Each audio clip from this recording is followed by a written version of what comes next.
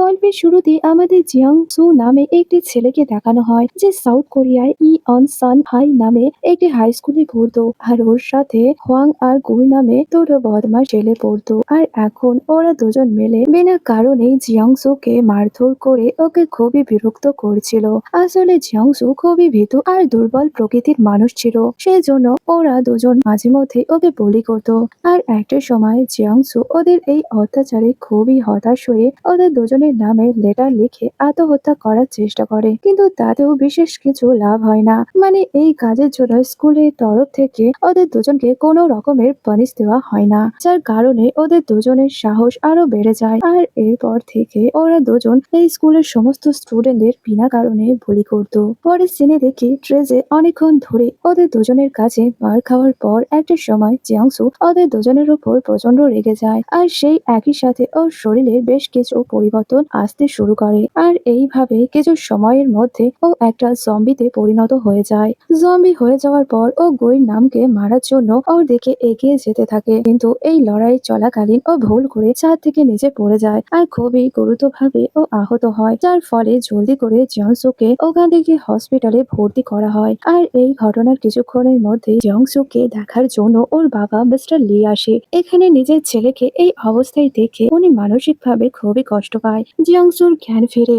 এরপর ও তার বাবাকে জিজ্ঞেস করে, আচ্ছা ওই ছেলে দুটো কি ঠিক আছে? আসলে আমি হঠাৎ করে ওদের ওপর রেগে গিয়ে ওদেরকে মারতে চেয়েছিলাম, কিন্তু আমি তোমাকে কথা দিচ্ছি এমনটা আমি আর ভবিষ্যতেও কখনো করব না। তখন মিস্টার লি বলে, তুমি এইসব নিয়ে বেশি টেনশন করো না, একটু বিশ্রাম নাও। কিন্তু এই কথা শুনে জিয়ং হঠাৎ করে প্রচন্ড রেগে গিয়ে বলে, কিছু ঠিক হবে না, এতদিন তো আমার সাথে কোনো কিছু ঠিক হয়নি, এবার আমি সুযোগ পেলে ওই ছেলে দুটোকে পুরোপুরি ভাবে মেরে ফেলবো। ওর রেগে যাওয়ার কারণে ওর শরীর জম্বিতে পরিণতি হতে শুরু করে, যেটা দেখে মিস্টার লি খুবই ভয় পেয়ে যায়। উনি নিজের ছেলেকে আটকানোর অনেক চেষ্টা করে, কিন্তু কোনো কিছুতেও লাভ হয় না। জিয়ং জুক আস্তে আস্তে পুরোপুরি ভাবে নিজের নিয়ন্ত্রণের বাইরে চলে যাচ্ছিল। আর এটা দেখে মিস্টার লি নিজের কাছে থাকা একটা ভারী জিনিস দিয়ে ওর মাথায় আঘাত করে ওকে মেরে ফেলার চেষ্টা করে। এরপর ওই মৃতদেহটিকে একটা বড় ব্যাগের মধ্যে ভরে সেটাকে ওই হসপিটালের বাইরে নিয়ে আসে। এখানে ভালোভাবে আমরা বুঝতে পারি মিস্টার লি নিজের ছেলের এই শারীরিক অবস্থা সম্পর্কে আগে থেকে জানতো,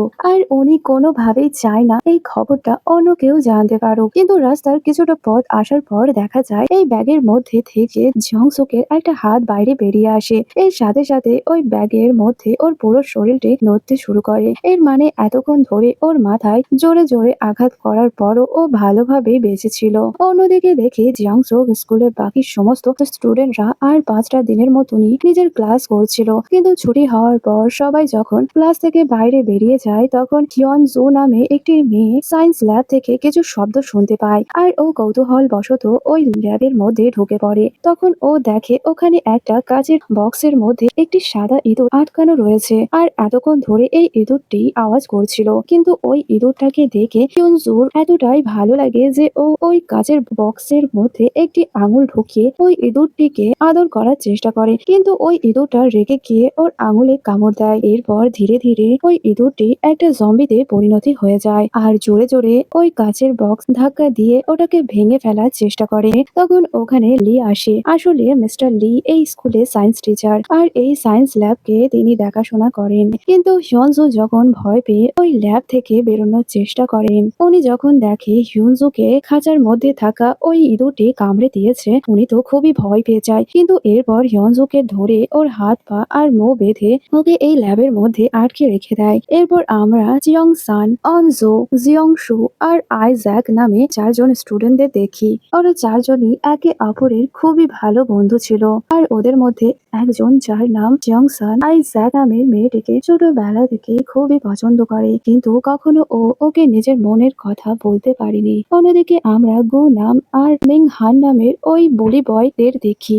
ওরা তো সবাই মিলে দুজন স্টুডেন্টকে বুলি করছিল, কিন্তু দূর থেকে এইসব দেখতে পেয়ে সুইয়ং নামে অন্য আর এক ছেলে সেখানে আসে। কিন্তু সুইয়ং যখন ওই দুজন স্টুডেন্টকে নিয়ে সেখান থেকে চলে যাচ্ছিল, তখন ভেতর থেকে ওই বদমাস ছেলেগুলো বলতে থাকে, তোমরা দুজন যদি এখান থেকে চলে যাও তাহলে আমি কালকে এই মেয়েটির বলির সমস্ত ভিডিও সোশ্যাল মিডিয়ায় আপলোড করে দেব।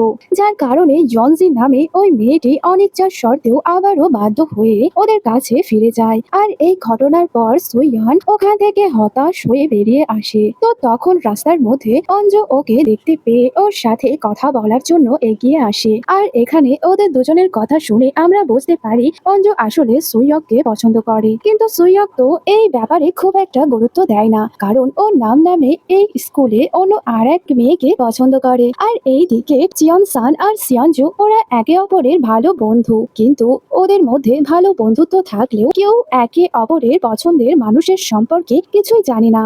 অন্যদিকে দেখি হিয়নজু নামে যে মেয়েটিকে মিস্টার লি সায়েন্স ল্যাবের মধ্যে আটকে রেখেছে, তার শারীরিক অবস্থা আস্তে আস্তে খুবই খারাপ হয়ে যায়। যদিও মিস্টার লি নানান রকম ওষুধ দিয়ে ওকে সুস্থ করার চেষ্টা করে, কিন্তু কোনো কিছুতেও বিশেষ কোনো কাজ হয় না। ওর শারীরিক অবস্থা প্রত্যেক দিন আরো বেশি খারাপের দিকে যাচ্ছিল। আর বেশ কিছুদিন পর আস্তে আস্তে ও পুরোপুরি ভাবে একটা জম্বিতে পরিবর্তন হয়ে যায়। এরপর একদিন ও নিজেকে কোনো রকমে ওই সায়েন্স ল্যাব থেকে মুক্ত করে নিজের ক্লাসে ফিরে আসে। আর ওকে এই অবস্থায় দেখে এই ক্লাসে টিচার আর ওর বাকি বন্ধুরা তো খুবই অবাক হয়ে যায়। তখন ইয়নজু কোনো রকমে ওই ক্লাসে টিচার মিস পার্ককে জানিয়ে দেয় যে কিভাবে মিস্টার লি ওকে এতদিন ধরে জোর করে ওই সায়েন্স ল্যাবে আটকে রেখেছিল, কিন্তু ওর শারীরিক অবস্থা এতটাই খারাপ হয়ে গেছিল যে ও ঠিকভাবে কথাও বলতে পারে না, এমনকি ওর বডি টেম্পারেচারও অনেক কমে গেছিল। আর একই সাথে ওর নাক আর মুখ থেকে রক্ত বেরোচ্ছিল। সেই জন্য মিস পার্ক বেশ কিছু স্টুডেন্টকে সঙ্গে নিয়ে জলদি করে ওকে এই স্কুলের মেডিকেল রুমে নিয়ে যায়। তো আজকের পার্টটি এতটাই ছিল। পরের পার্টটি দেখার জন্য অবশ্যই আমার চ্যানেলের সঙ্গে কানেক্ট থেকো।